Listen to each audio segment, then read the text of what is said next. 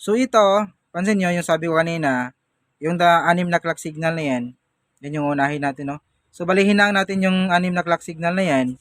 Ayan, ito maliit na mga resistor na yan. So nung ma-check natin is ganun pa rin siya, walang pagbabago. So ginawa ko, binalik ko yung mga resistor na pinaghahang natin dito. Tapos, ayan o, kita na ba? Ayan. Then, lumipat ako dito sa may kabilang side, pansin nyo. So hinang din natin yung mga clock signal dito. Tapos, nakakabit ulit yung sa may left side natin. Ayan.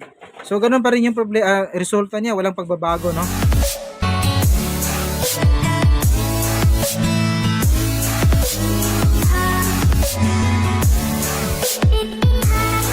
So, ayan.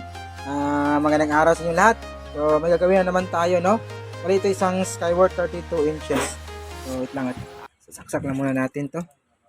Yan. Saksak natin. Wala po tayo makitang standby niya. Iwan ko lang, pero pinutin natin yan. Kasi yung problema nito sa mayari, may linya daw. Ayun, ito yung problema niya. Labas naman yung Skyward, pero sasabay yung kanyang bar lines dun sa kanyang Skyward na logo. Tapos yung parang display niya, yung naka-HDMI input siya, parang namumutla. Yan, may fine lines, oh. Hindi po pino yung kanyang linearity, tapos may sumasabay po siya na bar lines sa every logo na lalabas sa may screen natin. So kita nyo kanina yung Skyward, merong sumasabay na bar lines na kulay puti. Pero yung unit natin is parang kulay bluish or halong blue at saka violet, oh. Blue yung nakikita sa may camera, pero sa personal meron siyang halong violet color. So kung mapansin mo, pag ganitong problema, sa mga experience na rin natin na sa mga madami na tayong mga ginagawang ganito eh. So kadalasan pag ganito, kung meron siyang clock signal is dun sa clock signal, no? Pero ang hirap nito is hindi mo siya matitrace kung saan bandang side yung leak na nagkakaroon ng problema. Kasi hindi mo siya mati-check through resistance pag mga ganitong panel, no, pag ganitong mga problema. Di tulad nung iba na no display, tulad nung Samsung panel, Sony, na mati-check mo siya through resistance kung saan bandang side yung nagkakaroon ng leak, no? Pero ito, kailangan natin ng trial and error, no? So, buksan ko lang muna. Ito na nga, no, nabuksan na natin. So, ito pa lang yung model ng unit natin, ayun, no? 32, Skyward 32E300. So, mapapansin nyo, yung kanyang mainboard, ayan. Yung kanyang mainboard is, ayan siya, oh, nakadikit siya sa may cover mismo. Ayun. So, ang ginawa natin is pwede na lang na, ganito na lang gagawin natin. Lagyan natin ng konti dito sa may unahan niya para may access tayo dito sa ating top board. So, nang pagkabukas natin, ito na po yung ritsura ng top board natin. No? Ayan, no? Binaklas na. So, malamang tinignan na to ng ibang technician siguro or may-ari ba ng unit na to. Ayan, no? Kasi, ayan, no? Wasak na yung kanyang cover. Ayan, no? Dito niya tinanggal. Nakadikit kasi yan dito eh. Ayan. Tapos kinuha niya. Buti hindi natamaan yung side ko. Parang natamaan ng konti ah. Walang niya. Yun know, parang may kunting tama or may sagi yung side cup natin. Source cup pala. Pero hindi naman siya na ano no.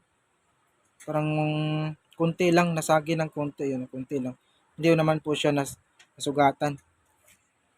Yan. So sa kabila, wala namang problema. So pwede naman pag ganito kasi, pwede naman ito yung tanggalin mo dito sa may taas, oh. Tapos pag ganyan, dikit mo lang dito yung ito. Dikit mo ng masking tape. So sa ginawa siya ng unang tumingin ito, na sinahirapan siya. So binaklas na lang yung dito sa may bandang ilalim para makita yung top board. So ito siya, yung top board natin is yan, oh. Wala po dito yung kanyang timing control. Yung kanyang timing control is nandun na sa mismong mainboard niya. So, pag mga ganong problema kasi, pag may display, kung mag-check ka ng voltahe, is halos lahat ng voltahe is kompleto po siya, lalong-lalo na yung mga main voltage, no? Yung VGH, VGL, then EBD, DHEBD, DBCOM, at saka mga iba pang mga subsidiary supply. So, ito ngayon, ito yung mahirap, yun, no? Ito yung ginamit na panel nito is, ano siya, GIP panel, meron po siyang clock signal. Ayan o. Meron po siyang clock signal. Ayan. Ito yung clock signal niya. Yung mga resistor na yan, yung maliit na yan, ito yung kanyang clock signal. Bali, 6 na clock signal, clock 1 hanggang 6 yung ginamit. Tapos yung itong mga maliliit na parang bilog-bilog na to, ayan, ito yung kanya, ito naman yung label niya. Ayan, BGHR, BGHF, add, at saka even, BCST, BGL, reset at Bcom feedback, at saka Bcom. Ayan, kita nyo ba? Kung bibilangin mo siya, kung tayo na pagtutok dito, ito pa tayo. Kung bibilangin mo siya, 2, 4, 6, 8, 11. Ano, 2, 4, 6, 8, 9. Bakit biglang naging 11? So, dito, 2, 4, 6, 8, 9. So, ito yung kanyang level. Ito yung kanyang clock signal. Same din yan dito sa may kabilang side. Ayan o, kabilang side. May mga resistor dyan. Ayan. Ito yung resistor connecting link yan. Galing sa may mainboard natin. Tapos, papasok sa may LVDS. Then, magsiseparate yan. Left and right. So, dito siya. Kukonekta yan dito. Yung butas na to, bago pumasok sa may source scope natin, dadaan mo na siya ng resistor. Then, ito, wala nang nilagay na capacitor. Capacitor to, yun, no? Kita nyo ba yun? Wala nang nilagay rin na capacitor na connected to ground. Diretso na siya, papasok ng cope natin. So, ito yung mahirap kasi hindi mo siya malocate or matrace through resistance kung meron bang leakage dun sa kanyang mga clock signal. So, ang gagawin natin is, yun nga, sinasabi ko kanina, trial and error. So, kadalasan mga problema or na-encounter natin na ganitong panel, then, ganun yung problema. Which is dito tayo mag-umpisa. It's either sa may ano yan sa kanyang clock or sa kanyang add even. Ito, add, tsaka even niya. So, try natin gagawin nito. Siguro, uunahin natin yung mga resistor na to, doon sa yung kanyang clock signal. Unahin natin dito sa side na to. Kasi mas kung nagkakamali man tayo is may dugtong pa naman natin yan yung mga resistor na yan. Tapos lipat tayo sa may kabila kung walang resulta doon. Tapos dito naman tayo sa kanyang clock din dito sa may kabilang side. Tatanggalin natin yan, ihang lang natin. At ingatan natin hindi mawala yung resistor na yan. Check din natin yung anong resistance ng resistor na yan, anong value. Para kung sakaling mawala is alam natin kung anong value yung ipapalit, no? Ayan. So kapag hindi pa rin, so dito na tayo sa kanyang add even. Cut na lang tayo, mag-cut tayo dito sa kanyang add even. At saka kung ayaw pa rin, balik natin dito naman sa may kabilang side. So, ang hirap, medyo mahirap tong mga ganitong klaseng panel kasi sobrang liit ng linya niya. Kita nyo ba? Yan o, sobrang liit ng linya na yan. Ito yung puputulin mo. Diba? Sobrang liit. Tapos na ubusan na tayo ng blade kaya yung blade natin is medyo kinakalawang na. So, tingnan lang natin kung makahanap tayo ng bagong blade na gagamitin natin. No? Pero unang-una, ito lang muna, yung kanyang mga clock yung tatrabahuin natin. So, babalik tayo. Troubleshoot ko lang muna to. Tapos, balik tayo kung ano mang resulta. Kasi kung bibidyohan natin to ng buo, abutin zero tayo ng mga 2 oras or 3 oras ba. So, yan na. Balik tayo pag troubleshoot na natin, no?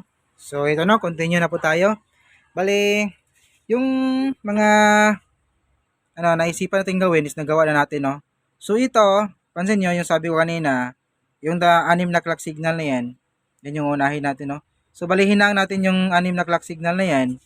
Ayan. Ito, maliit na mga resistor na yan. So, nung ma-check natin is ganun pa rin siya, walang pagbabago. So, ginawa ko, binalik ko yung mga resistor na pinaghahang natin dito. Tapos, ayan na. Kita na ba? Ayan. Then, lumipat ako dito sa may kabilang side, pansin nyo.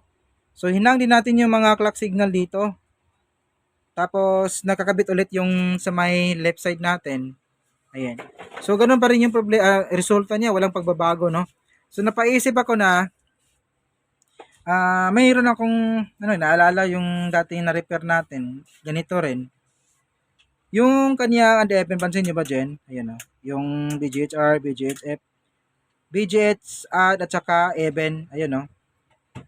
No, so, kung ititrace natin yan, nasa mga tayo ng pantutok. Ayan.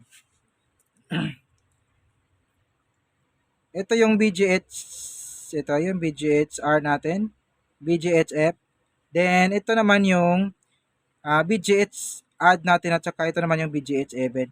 So kung i-check mo to or i-test mo siya ng tester, nagpapalit-palit yung kanyang voltahe. Nag-BBGL, nag-BBGH. So ito yung tinatawag na swapping voltage.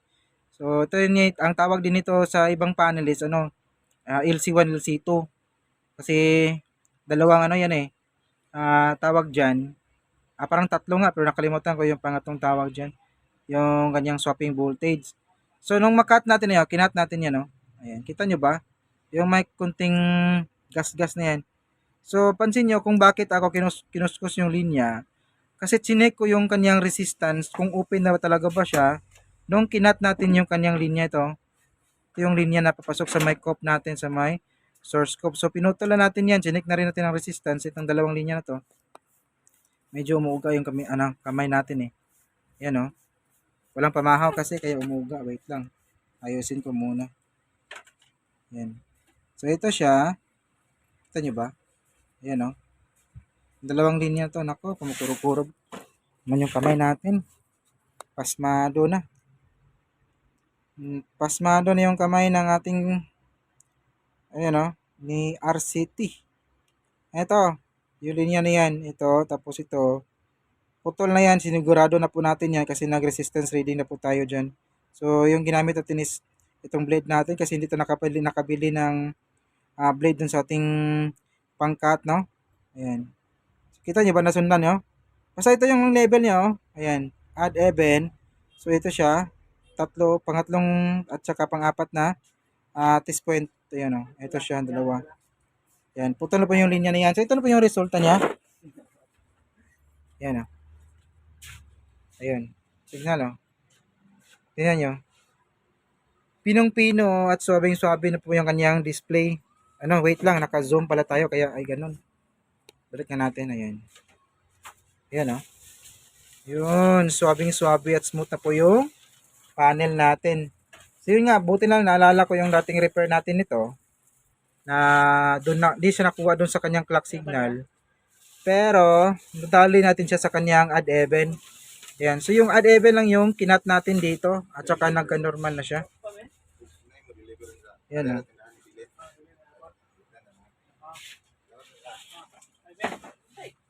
So, hanggang dito lang siguro yung video natin. At saka, itetest lang natin to kung hindi ba siya babalik yung problema.